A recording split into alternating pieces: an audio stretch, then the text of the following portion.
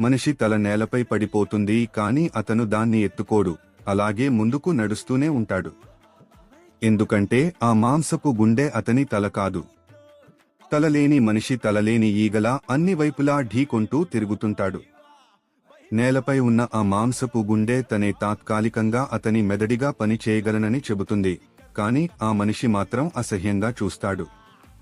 తరువాతి క్షణంలో మనిషి నేరుగా కాలువలో పడిపోతాడు. దాంతో చేసేదేమీ లేక ఆ మాంసపు గుండెను తాత్కాలికంగా వాడుకోవాల్సి వస్తుంది.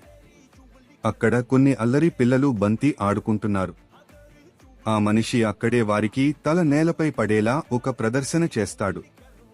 అది చూసి పిల్లలు భయంతో పరుగులు తీస్తారు. తన అసలు తలను త్వరగా కనుగొనాలనే ఉద్దేశంతో మనిషి రోడ్డు పక్కన ఉన్న ఒక మోటార్ సైకిల్ను లాక్కుని వెళ్లబోతాడు. అది చూసిన యజమాని వెంటనే వారిని ఆపేందుకు ప్రయత్నిస్తాడు.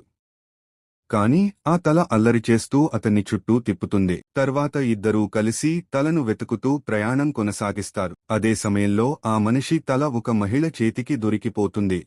ఆమె దాన్ని ఇంటికి తీసుకెళ్తుంది. ఆమె కుమారుడు దాన్ని పుట్టినరోజు బహుమతిగా అనుకుని చూసి భయంతో వణికిపోతాడు. ఇది చూసిన ఆ మహిళ కోపంతో దాన్ని వెంటనే చెత్తబుట్టలో వేయాలని అనుకుంటుంది.